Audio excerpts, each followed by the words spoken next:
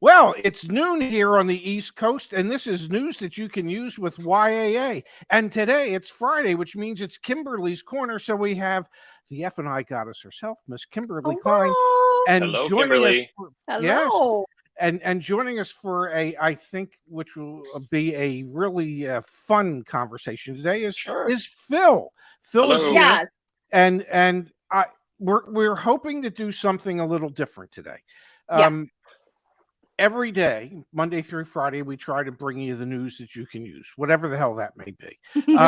And today we thought we'd do something a little different, and we thought we would talk about the dynamics between how the finance person is trying to put a finance deal together and how a banker or the bank's lending representative, the buyer, looks at it and what their perspective is on it. So we thought we'd try and, well, as Kimberly likes to say, peel back the onion a little bit and give people some insights as to, well, what these two would be doing. It's almost like a heavyweight boxing match, ladies and gentlemen.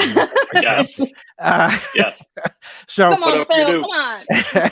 So without Put 'em up. further ado, I'm going to let Kimberly take the lead. And I don't know if anybody is familiar with boxing at all, but there was a assistant district attorney in Reno, Nevada. His name was Mills Lane, and he was a referee.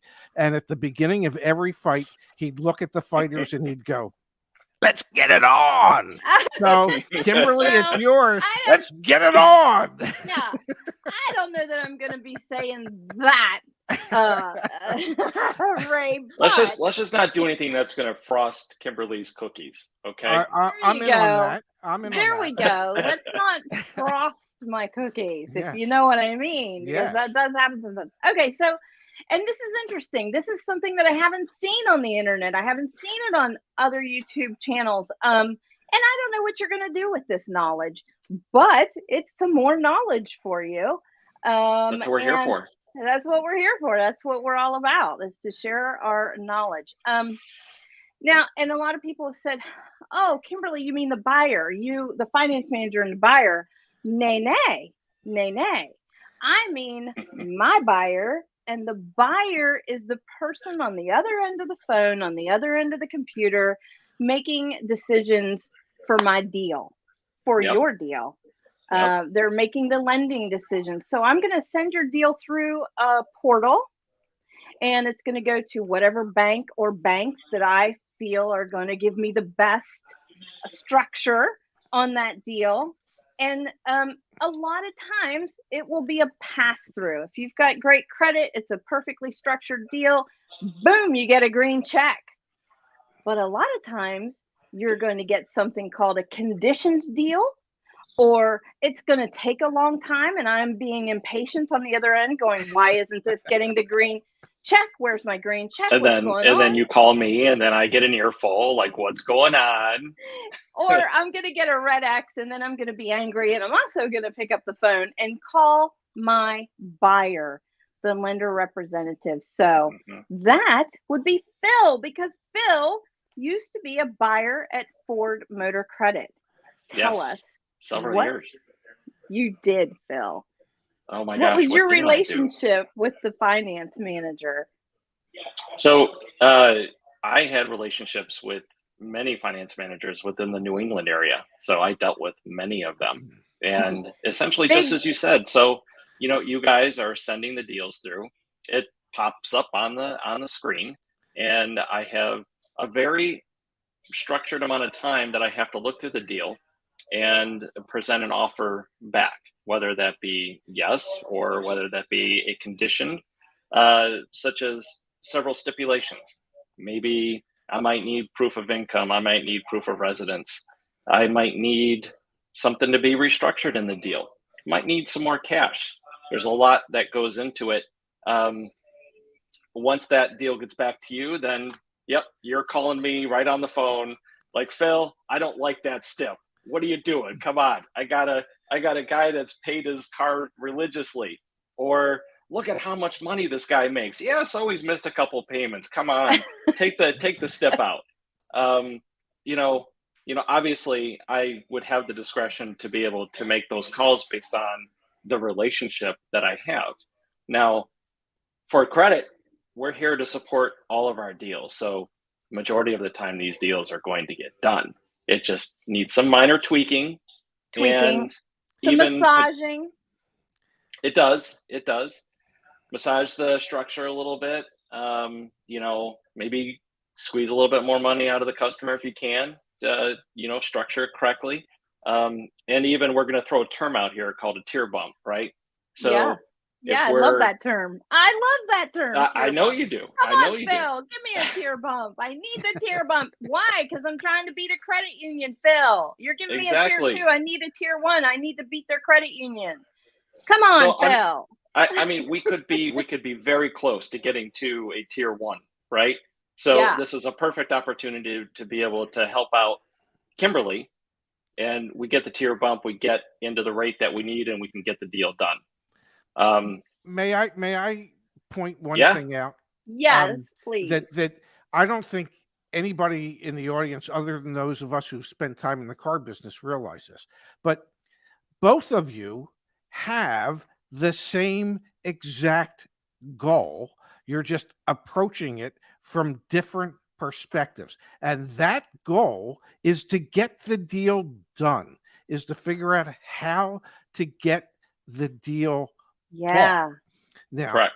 Kimberly wants to get it done so that she can maximize her profit. Yep. Phil needs to get it done so that he can best protect the interests of the lender. And that is where the divergence comes in. I do believe. Correct me if I'm wrong. You're absolutely correct. You're absolutely. My job is to limit risk on any deal or any decision made. And does the finance manager care if you have to limit risk? No. You don't care. I don't care about your risk. You have a car to sell, and you have to make the most money you can make through however you're going to get it financed. So exactly. I gotta make sure I'm limiting my risk, being able to make sure it's profitable for you, and getting a customer a good deal. Right. So we both have our stressors. Phil's got his stress because he's on a time limit too. He's got to get this done like right now. And I've got my own stress on my end. So yeah, it can get testy sometimes. And Phil, could you spend a little bit of time explaining how the algorithms work on when Miss Kimberly would send in an application? I know you didn't necessarily deal with Kimberly directly, but an F&I manager would send in an application, and obviously there's some artificial intelligence involved with the information that's on the application and what criteria it takes to get that green check mark, that automatic approval, the one Kimberly knows it's going to be approved. You don't even have to look at it. The computer looks at it and says, this is approved. Go find another deal to look at, Phil. So could you explain how that works and what triggers the computer at the lender's end to say, yes, this is a deal that we want, and no human being needs to look at it? Yeah, good question, Ray. Good question. Yeah. So obviously any deal that's going to be, I mean, for lack of a better term, kind of that perfect credit, it's just going to automatically pass through, right? The algorithm. Now, I don't know what that algorithm is. If I knew, I'd be rich, right? I mean, I would be good, but I don't. So those that pass through are obviously the ones that have strong credit. Kimberly structured that deal perfectly, and she knew what she was doing and got that to go through and got the green, got the check mark. Now, the ones that might be credit challenged, structures that might be over advanced, and we still have a credit challenge. We have a credit profile that might be challenged in the sense of credit card issues, credit card payment issues. Maybe we have some collections. Maybe we got short time on the job. Maybe we might have a few missed car payments. Things that the algorithm will say, okay, we have some we have something here in the structure that's good, and it takes a person to look at it and to make the deal work. So what does that look like, right? So, if Kimberly's throwing in a deal that's got $10,000 of negative equity and we're over advanced by 10, 15%, we might need to have a conversation like, hey, this is doable. So I'm going to interrupt you for 1 second. Sure. Because you just used a term that many in our audience would have no idea what that is. Okay. And that term was over advanced. Yeah. So when you say over advanced, to the layman, what does that mean? Yeah. Okay. So when Kimberly sends a deal through, and let's say the value of that vehicle is $25,000, and let's say this customer's coming in with a trade, they've got some negative equity, right? So if they have $5,000 of negative equity that they're trying to roll into the loan, we're now going to be over advanced. So the secured asset is only worth so much. So now the loan is now becoming partly unsecured. So that's an over advance. So we're advancing over what the secured asset is worth. That you're loaning more than the value of the vehicle that they're buying. Correct.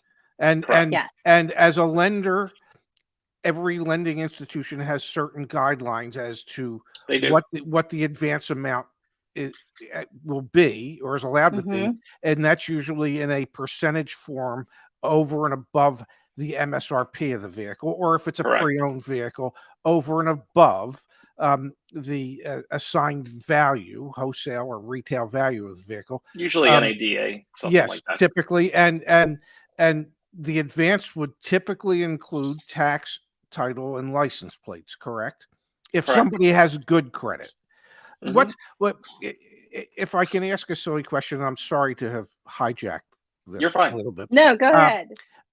What was the maximum amount of advance that when you were doing this? And I know stipulations, things have changed the way they look at it. I'm sure. Because in my day, it was about 125 to 130% of over MSRP. So if MSRP was $10,000, they'd finance $13,000. Yeah. Yep. Today, I think that percentage is higher than 30%. It would have to be. Yes. Right? So Yes. in your day, what was the typical amount that a bank that Ford Motor Credit would advance to somebody who had exemplary credit? From what I can recall, I think it was like up to almost 140%. Wow. But I mean, you needed to have perfect credit, because at that point it just becomes a personal loan on top of of the secured part of it, which is the vehicle. Right.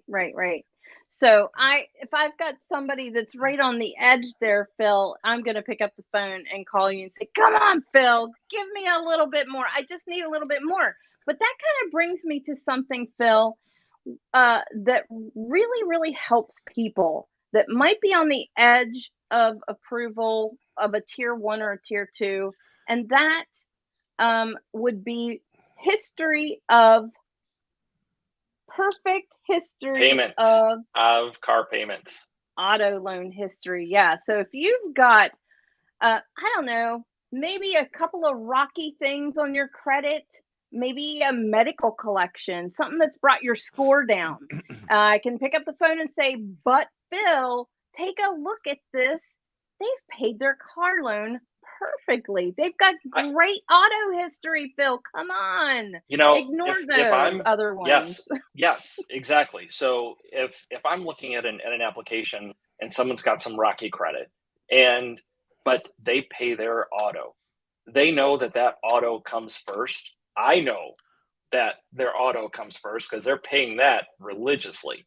Yeah. And if I've got stability, some good time on the job, some good residence stability, I'm good on that deal all day long. Now, if you're trying to send that in and this is a person that has an average $500 a month payment and you're asking for an $800 a month payment, I don't think we're going to get there, because we already have struggling credit, right? So we can already see that within the profile, we're already struggling. So I'm not so sure taking on the additional risk to have a higher payment is going to be in the best interest. Now, I might be able to bump a little bit. We might be able to come to a common ground on that. But I'm going to minimize the amount of risk that I'm going to put on that. Yeah, I think that's really, really great, Phil, because I always say, and Ray, I know you've heard me say it a million times, that it's not all about the score, is it? It's No. not just the score, people. It's a picture that the finance manager and the buyer, and I do mean the lender, my buyer, my relationship with the lender, it's a picture that we put together, and we're trying to get your deal done best we can. So that we can maximize the money that we can, but we're educating people on how to make this a fair playing field. When you say it's a picture, it's almost realistically like a jigsaw puzzle, and you need every piece of that jigsaw puzzle to put that whole picture together to give the bank's buyer the reason to say yes. I mean, that's really what it boils down to. I know, and you can correct me if I'm wrong, but I don't think that I am. But then again, I never think that I am. But I used to share with customers that there's three things realistically that the bank looks for when it comes to approving or turning down a loan application, and that is ability, stability, and willingness. What kind of job do you have? How long have you had that job? How long have you been in that type of job? And how much money do you make? That's your ability. Stability. How long have you lived at your residence? How long have you been in that line of work? How long have you been at that employer? That's stability. Willingness. How well have you handled your past credit obligations? Have you shown a willingness over time to make your payments on time? Those, to me, were the three big things that customers needed to have if they wanted to be able to get approved for a loan of some type. And that's what I'm looking at too. Yeah. That's all the stuff that I'm looking at. Well said. Well said. And I got to tell you, I really, really appreciate it. And I know other finance managers do too, that whenever you approach the finance manager, let us know this ahead of time. Let us know up front. My credit, I've had a couple of bumps in the road. They're medical collections, or there's a credit card on there, but I've got it caught up now, because it could be that my buyer might say, well, I want proof that this on their credit report has been caught up. So be upfront with the finance manager, and also do it in a safe way. Stay within the confines of the finance office whenever you're discussing your personal information like this, but it helps all around. But this is where it's important to get a picture of your credit profile before going in and talking about this. Because you got it. If you know you've got great paying auto history, you're not asking for any more than what you're currently paying. You know that your credit score is not as strong as you'd like it to be. You have some power to go into the finance office to say, look, I'm not asking for the moon here, right? So I'm just looking to replace what I'm comparably at. I've paid it perfectly. And if you're with the same company, like Ford Credit, GM Financial, they love loyalty. Volkswagen, they love loyalty. Yes. Volkswagen Financial is the same way. If you were late on a couple of things, as long as you were perfect with the previous Volkswagen, the one you're trading in, they don't care. They'll take you. It's okay. Yep. And if I may, between the two of you, what type of negotiations would sometimes go on between the F&I manager and Phil, you as the buyer? Because I am sure there must have been discussions at times about how the deal was structured. Gee, we might find it possible to say yes, Kimberly, if your customer can put down, I don't know, $7,500 instead of $5,000. Were those types of scenarios that would get discussed? All the time. All the time. All the time. Yes. Because more money down reduces risk. Yes. Improves the tier. And And if we would, I used to have discussions all the time about how much money will it take to get to that next tier, right? Because that's what it's about. Because Yes. when you have a deal come through and we're looking at, a tier 2 deal, and we need to get to tier 1, what's it going to take to get there? Because outside of that, the interest rate is just, it's not even worthwhile to even look at the deal. Mm-hmm. So that payment, but it mostly was money down to reduce the risk. Now, sometimes I would say to the buyer, I would say, well, Phil, I know you're working on this, but ABC lender over here, they're going to give me more. They're going to give me more advance. It's not all of it, but you're telling me I need to get $7,500 and the customer has $5 to put down. You know what, Yes. Phil? ABC lender, they told me I only need to get $6,000 down. So I have to go back out to the customer and get another grand down. Hopefully Phil's going to say, wait, let me see what I can do. Let me see what I can do. And it can escalate. It could go up the chain. Am I telling Absolutely. Phil the truth? Maybe, maybe not. But here's the thing. I may be, but the other lender, the rate's higher. Maybe Phil's got something that I need, but I have to go back out and try and get more money from the customer. But I know I could go back over here to ABC lender, but the rate's higher and I'm going to have to try to sell the customer on that. It's easier to get less money out of the customer than it is to try and hit them with a higher rate. And so I'm going Kimberly, to push Phil. I'm going to push him as hard as I can. And it also really depends on the relationship that I've got with you, Kimberly. So Yes. If we've got a long time, relationship, and you're sending a lot of deals to me. Yes, Phil. I'm sending a lot to you. Come on now. I've got more power to be able to make exceptions, right? So if you're only sending me one deal a month, I'm going to be like, Kimberly, what's going on here? I might be able to go a little bit, but we might need to talk about getting some more business from you. Yeah. Having brought that up, how important is it having a good relationship with your F&I people, or the F&I people having a good relationship with the buyer? And the reason I ask that, I have worked with, in 43 years, I have worked with all types of finance people. Nice finance people, not so nice finance people, friendly finance people, arrogant finance people. And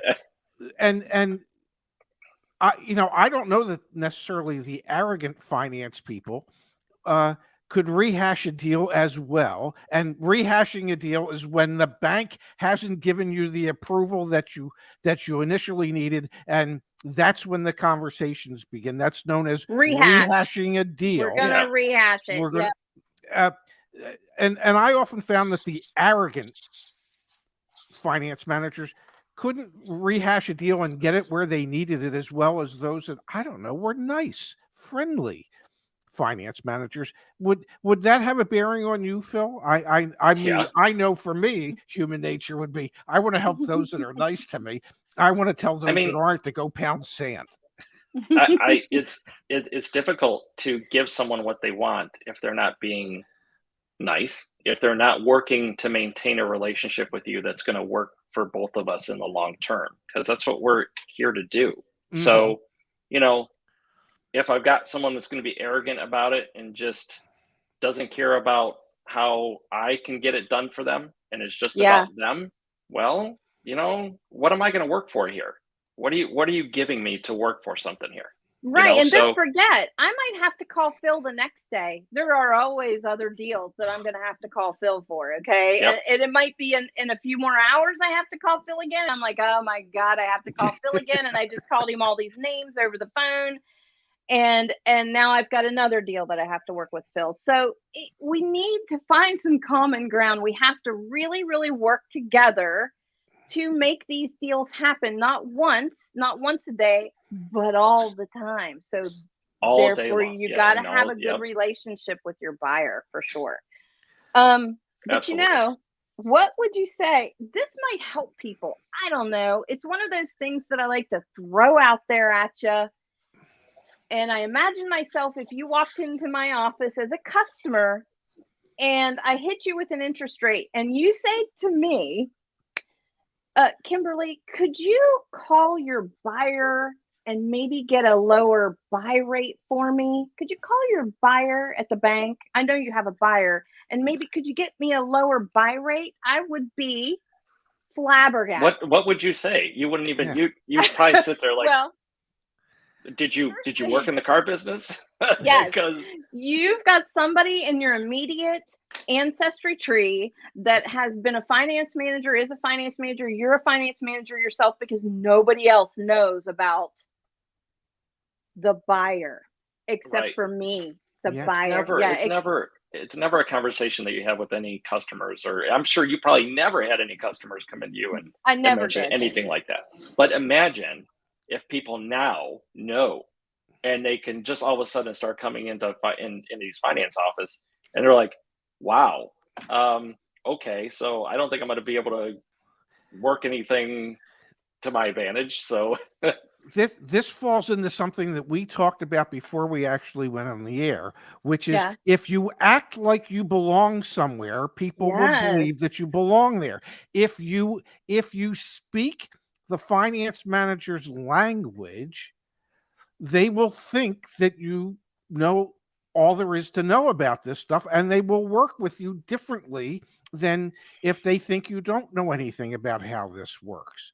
So even though you might not necessarily, as the customer, might not necessarily understand buyer and buy rate and tier bump and this and that, if you can spout those words, you're giving off the aura that you're knowledgeable, and you will be treated differently than someone you will. that just I, sit I there. promise you. Yes. I promise you. If you start using our language, it's going to turn the tables. It might not be. You might have an. Well, I can't say that, can I? You might have a not very nice finance manager who's arrogant and egotistical and all that stuff that might get angry. But most of the time, I immediately know what I can and can't get away with, because all of a sudden you know what you're talking about, in my mind. Yes. Yeah. Now, Yep. I have a question for Phil, if I may.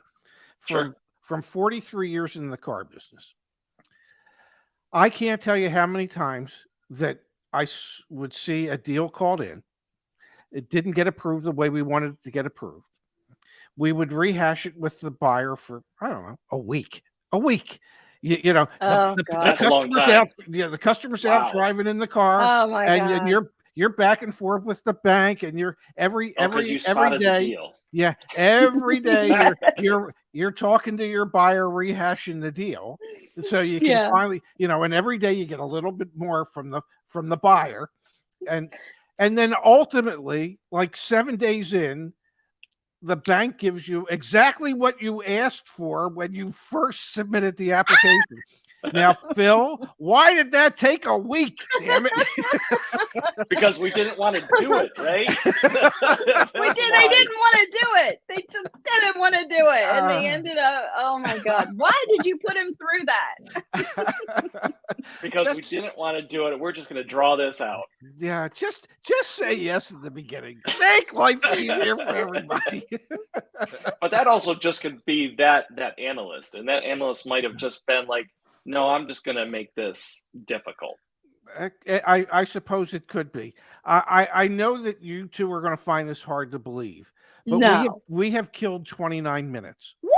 Of our 30-minute show. Oh my God! Okay. We have killed 29 minutes. And we started this. My son, God bless him, started this a couple weeks ago, where on Fridays he says, "Let's end the show with a win." So, Phil, give me one of your wins for the week. Well, got a couple actually. Okay, so, you can give me two. Okay, so I mean, I was able to help a member get a car at MSRP that he has been struggling to find. So I was happy to be able to do that. And what else? I did have another one. I gotta find it again. Okay. go to Kimberly. can, What's one Okay. of your, yes. Okay. Shout out Sam. I know you're watching. And shout out to Doug. I know you're watching, because Doug, you don't know this, Ray, never misses a show on this channel and the YAA channel. For years, since you and Zach started, he has never missed a show, and I know he's here watching. God bless him. Okay, and then a big shout out to Maritza. Maritza, I hope I said her name right. She is so great. I got to talk to her on the phone. I think it was yesterday. She is textbook. Let me tell you what she did. She is also in sales herself, not car sales, but some other kind of sales. And she took donuts in to prepare the finance manager, to soften the finance manager. Oh, I brought you some donuts. I'm telling you, if somebody brings me donuts in the finance, yeah, I'm yours. I'm yours. Yeah. So she does all of this, and she just went through the entire process, Ray, that we have on our website. It was textbook. It was wonderful, and I'm so proud of her, as I am proud of YAA Driven for Women. Ladies, if you really want some good stuff, email me, Kimberly at joinyaa.com, and I will put you into Driven for Women, where we're all learning an awful lot over there. That's great. Phil, what was your other win for the week? You know, if you forgot it, it's okay. Oh no! It's not that I do. Oh no! Oh no! I'm caught. Okay, well, no,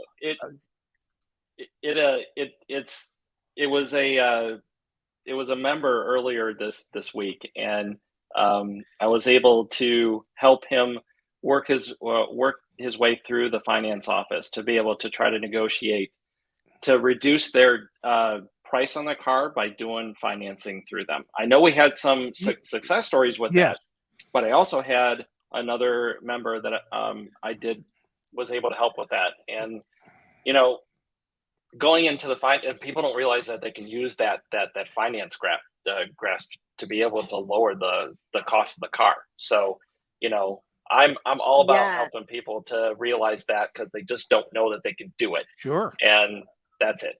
I love that. Well, I'll tell you my win for the week. Let's hear it, Ray. And I think my win is really two wins. Okay. My first win is God bless him, my son, who I think everybody knows that I love dearly and I think very highly of, is actually on vacation and in Portugal. So anybody in Portugal, if you see Zach, if you recognize Zach from any of our videos, please stop him in his tracks. Yes. But I think it's wonderful that he's finally taking some time away from this. And when I say time, it's like a week, and he's never done anything for like a week. And the other win is, well, because my son is on vacation, I believe, unless I get a memo between now and then, I believe I have tomorrow night off.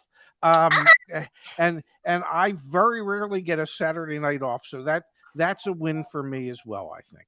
Excellent, Ray. Good I job. think that's fantastic. I really do. Good job.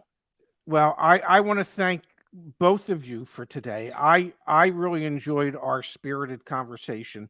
I hope that the audience out there found it as interesting as I did, and as insightful as I personally think it was. And if you didn't, well, the hell with you. In the meantime, I'll be back here again on Monday, and I believe I have a guest host on Monday, and I believe, according to the schedule, it's Justice on Monday. So I'm looking forward to that. Yep. Everybody out there, have a great weekend, everybody. Yes. And we'll see you back here next Monday with more news that you can use from YAA at, well, noon Eastern, 9 Pacific. Thanks, everybody. Have a great day. All right. Thank you. Bye-bye. I'm going to hit that end broadcast button, and I didn't hit it right. Oh.